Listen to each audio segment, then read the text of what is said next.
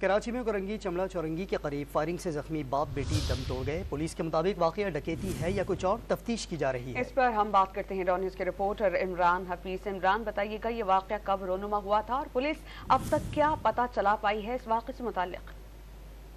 دیکھیں، یہ جو ہے گورنگی چمڑا چورنگی کے قریب ابھی کچھ دیر پہلے ہی جو ہے فائرنگ کا واقعہ پیش آیا ہے، جس میں موٹر سائیکل باپ بیٹی ہیں، یہ اس کے اندر بچی ہے اور والد کے ساتھ دونوں جو ہے اس کے اندر زخمی ہوئے، جو دوران علاج اسپتال پہنچنے سے پہلے ہی جو ہے وہ دم توڑ گئے۔